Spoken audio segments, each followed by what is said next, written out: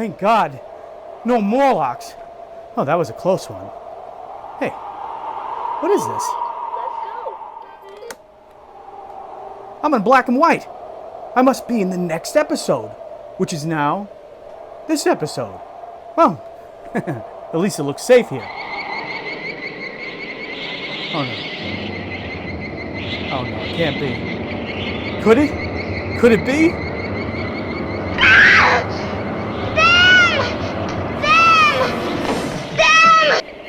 Kids just love our show.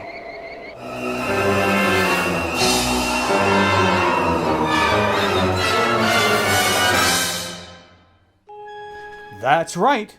For the people terrified of pronouns, buckle up, as we are about to dive into one of the first and greatest nuclear monster movies and the first big bug movie of all time, Them, from 1954.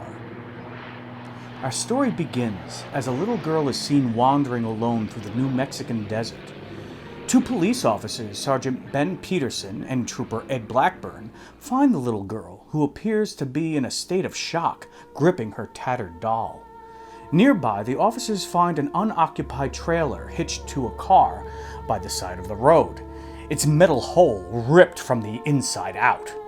While they investigate, they hear a high-pitched chirping sound and discover a large, unusual animal footprint in the dirt. On their way back to town, the officers find that a general store has been wrecked and its owner mysteriously killed. Trooper Ed Blackburn stays behind to guard the store, and he too is brutally killed after hearing the high-pitched sound. Later, the coroner reports that the storekeeper died from a large injection of formic acid, not from the many fractures on his corpse. Upon learning that the owner of the trailer was a federal agent, the FBI sends Agent Robert Graham to investigate.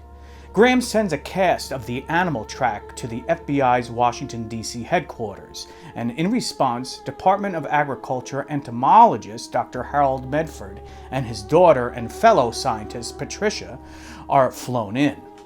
At the hospital, Dr. Medford examines the little girl, who remains traumatized in a catatonic state, until he uncaps a bottle of formic acid under her nose. Jolted into a panic, she screams.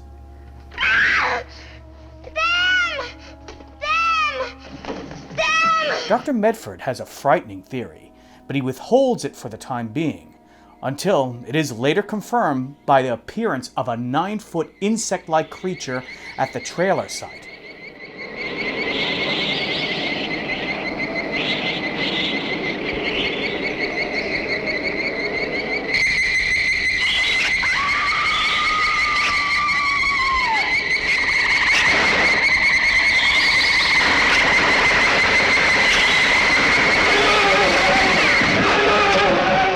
Dr. Medford tells them that it was a descendant of an ant that was present when the atomic bomb was first tested in the desert in 1945, mutated each generation by lingering radiation.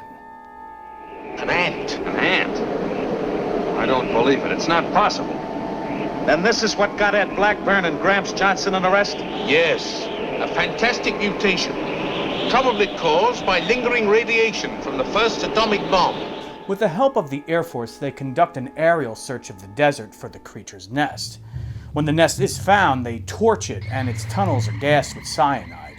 Afterward, to determine if the ants were all killed, Agent Graham, Sergeant Peterson, and Dr. Patricia Medford gear up and enter the nest.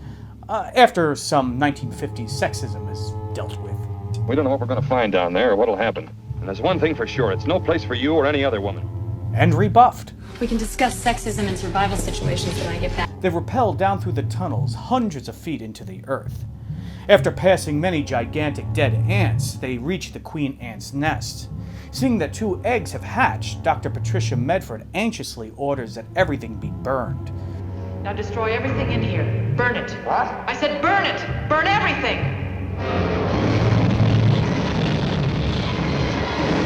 Back on the surface, Dr. Harold Medford and Patricia tell the group that the problem is not over, as 2 queens appear to have hatched and escaped before the nest was destroyed, and will now mate and start other nests.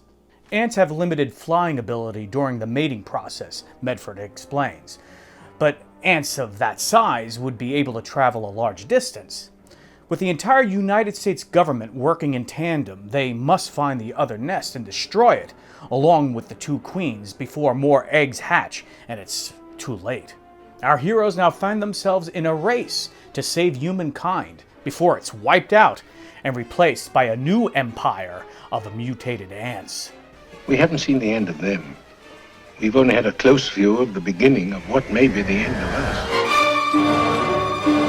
Them was based on an original story treatment by George Worthing Yates, who started off his career writing for adventure serials like The Lone Ranger. Them would be his first foray into science fiction. After Them, Yates would go on to write many sci-fi films of the period, including Conquest of Space, It Came from Beneath the Sea, Earth versus the Flying Saucers, Attack of the Puppet People, and King Kong vs. Godzilla. Yates' original version was pretty over the top, with one scene depicting a giant ant queen battling a bear, and a huge finale which took place with the ants taking over the New York City subway system. It did catch the eye of Warner Brothers staff producer Ted Schueterman. Now, Schueterman, originally a producer for radio, had served in World War II as a radio communications advisor to General MacArthur. However, the fiery conclusion of the war left Schueterman with a lifelong disdain for nuclear weapons. In an interview, he revealed that upon hearing about the 1945 bombing of Hiroshima, he, quote, just went over to the curb and started to throw up.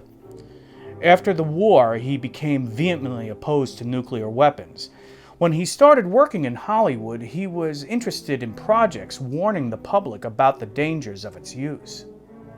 Also, in 1941, popular plant seed company called W. Atlee Burpee and Company introduced a pair of calendula flowers called the X-ray twins.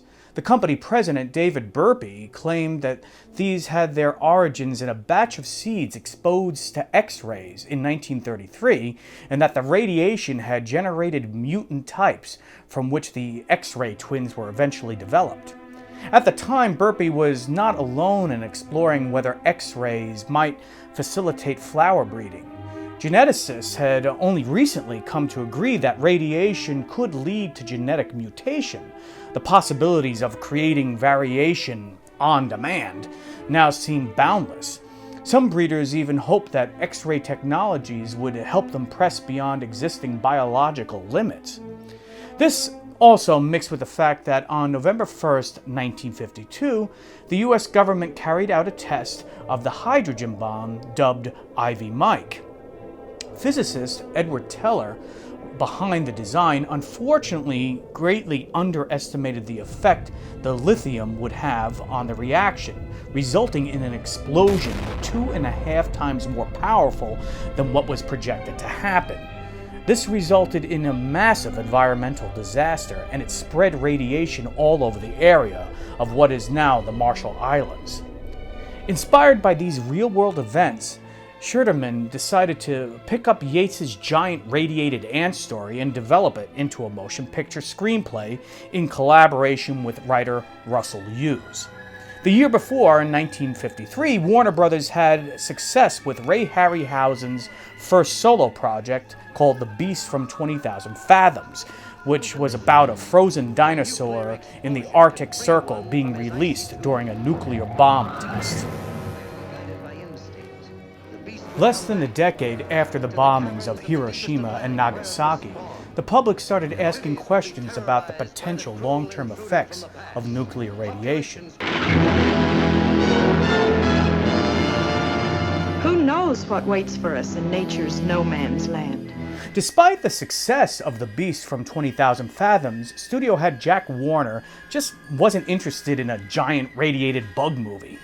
He first tried to sell the project off, but when competitor Paramount Pictures offered to buy the script at a higher than expected price, Warner backed off from selling it, figuring there must be some unseen value in the idea. Go figure. Originally, the project was conceived to be shot in 3D and in Warner color.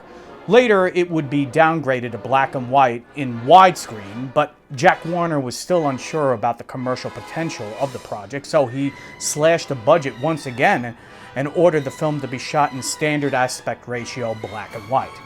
The only bit of color that made it into the film is the shocking red and blue title at the beginning of the film to grab the audience's attention. Ted Scherderman would then be replaced as producer, with David Weisbart taking over the production. As director, Gordon Douglas was assigned to helm the film. Douglas started off his career as a child actor, later getting a job at Hal Roach Studios, working on the Our Gang shorts. He worked as an assistant on projects such as Stan Laurel and Oliver Hardy's 1934 film Babes in Toyland. Douglas eventually became a prolific journeyman director, making films at several studios, including RKO, within various genres. At Warner Brothers, he found his most success directing westerns and crime dramas. Once he was brought on to direct them, the film benefited immensely from his approach to treat the material seriously. The cast assembled for the movie Them was an array of very talented actors, which also elevates the material. The role of Sergeant Ben Peterson is played by gruff New York character actor James Whitmore. He previously had appeared in films like Battleground and The Asphalt Jungle. Later in his career, he was in Planet of the Apes and portrayed the character Brooks in The Shawshank Redemption, plus many more. Edmund Gwenn, probably the most recognizable actor in the movie at that time, plays Dr. Harold Medford. Gwenn had a long career going all the way back to 1916. He appeared in several Alfred Hitchcock movies, including The Trouble with Harry and the TV show Alfred Hitchcock Presents. Gwenn is still probably, though, best known for playing Kris Kringle in Miracle on 34th Street. As Dr. Medford's daughter, Dr. Patricia Medford, actress and opera singer Joan Weldon was cast. Weldon had a relatively short career, appearing in a few movies and then mostly TV shows like Maverick and Perry Mason. After leaving Hollywood, she continued performing in musical theater with touring productions of The Music Man and Oklahoma.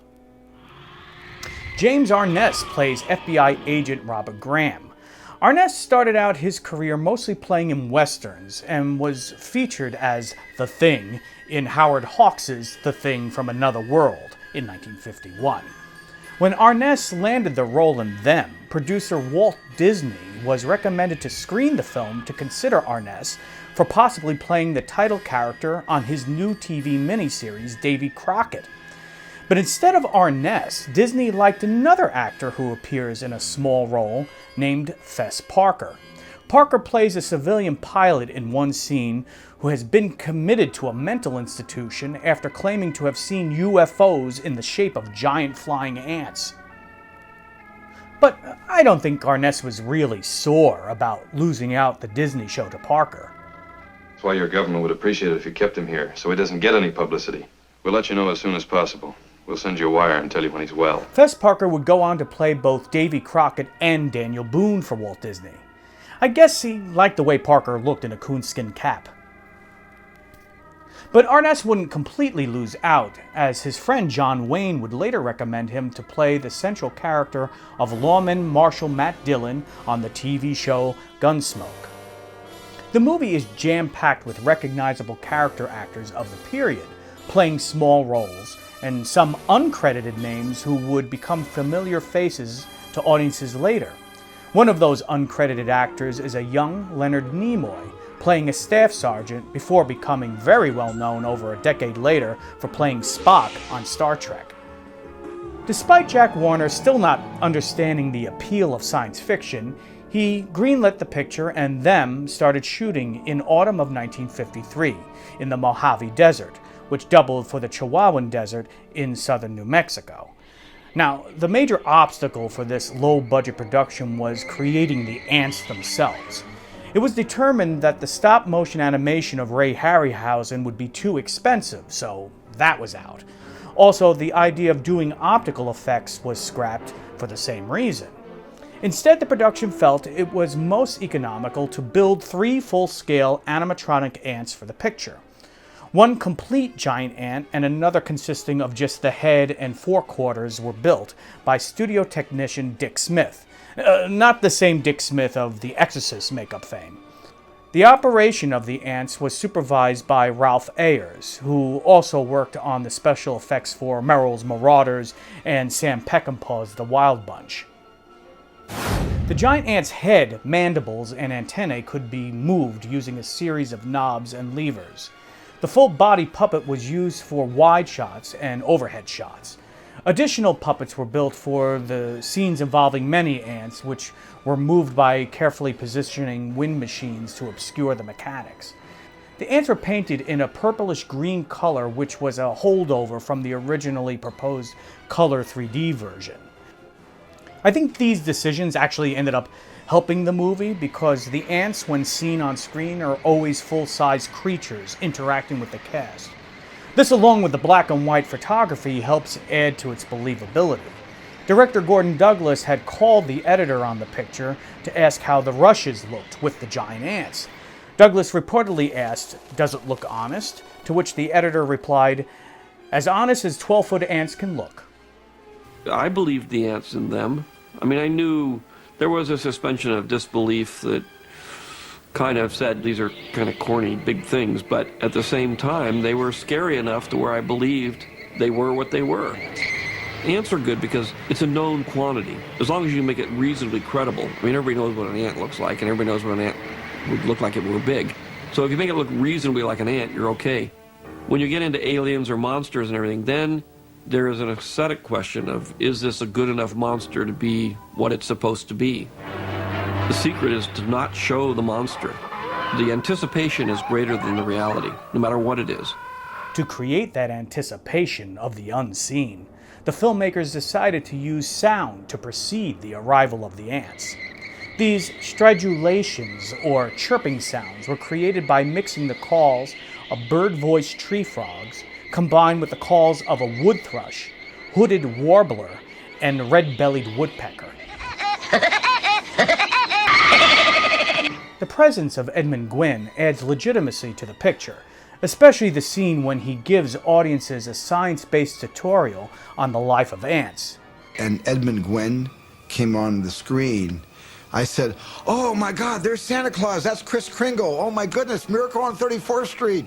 I was like, I couldn't believe he was in the science fiction movie. He was also the one that preached the gospel and gave the dire warnings to mankind and pointed his finger at mankind and said, we made this happen, we created this, we did this to ourselves. Ants are the only creatures on Earth, other than man, who make war. They campaign. They are chronic aggressors, and they make slave laborers of the captives they don't kill. Though biologically impossible, the plot of them is treated seriously enough to pose the question of what would actually happen if there was a giant ant colony. The way ants instinctively organize. It's only because they're tiny that they pose no threat to us. If ants were to become increased by size, they would prove almost unstoppable and brutal. The third act, which in the original treatment took place in the New York City subways and then later revised to be on the famous Santa Monica Pier, was also scrapped as being too expensive of a location. Instead, the U.S. military showdown with the ants in their nest is staged as being inside the large networks of storm drains underneath Los Angeles. This setting not only adds suspense, but makes more sense functioning as a giant ant farm. The entrance to the ants' final nest was filmed along the concrete spillways of the Los Angeles River Basin, east of downtown. Now, this location has been seen in many movies, most recognizably as Thunder Road in the movie musical Grease. The claustrophobic setting of the sewer drain system not only juxtaposes the desolate expanse of the desert earlier in the film, but also serves for a great finale where Tommy guns and flamethrowers are employed by the military to take out the ants and their queens. It does feel like an early precursor to James Cameron's Space Marines fighting the aliens in the sequel Aliens. in the 50s, coming out of World War II, where every other guy walking around the street was a war hero for simply having survived the greatest action against evil that we could remember. You've got this lingering sense that the military saved us, that they're good guys, that they represent the best of us. And as the alien invaders, sometimes abetted by the scientists, sometimes created by the scientists, come in, it was always the guys with the tanks and the Tommy guns. The end of them, they're running around the sewers of Los Angeles with Tommy guns, shooting it out with the giant ants. Okay, burn them up.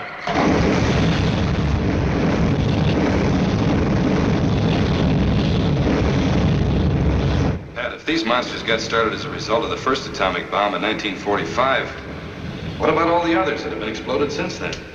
I don't know. Nobody knows, Robert. When man entered the atomic age, he opened a door into a new world. What we'll eventually find in that new world, nobody can predict. No one could predict what would happen when this little big bug movie was released in June of 1954. Least of all, Jack Warner. The movie he didn't seem to get or believe in went on to surpass The Beast from 20,000 Fathoms and in fact became Warner Brothers' biggest box office hit that year. Them received positive reviews for a B science fiction flick, critics feeling that the execution elevated the subject matter. The film even earned an Academy Award nomination for Best Special Effects, but lost to Disney's 20,000 Leagues Under the Sea for Robert A. Mattei's work on the giant animatronic squid sequence.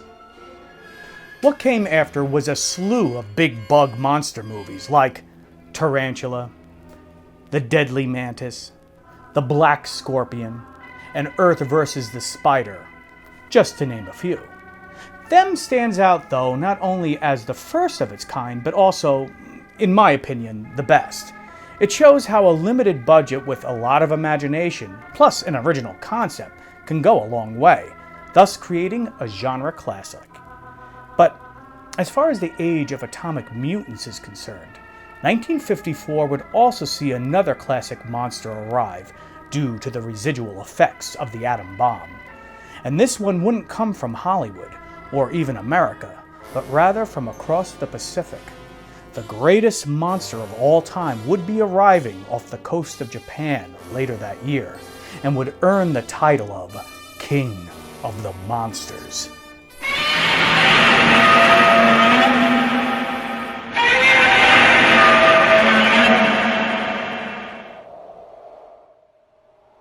But that's for another episode. Well, I hope you enjoyed this episode on the movie Them, and also our Summer of Sci-Fi series. Please like and subscribe, and we'll keep bringing you more of Monster Mayhem.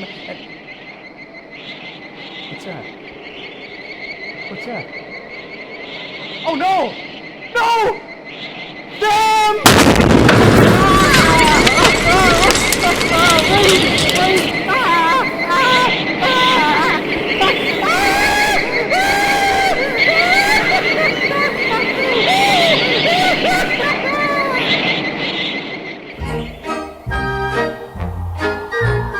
Just what makes that little old ant think he'll move that rubber tree plant?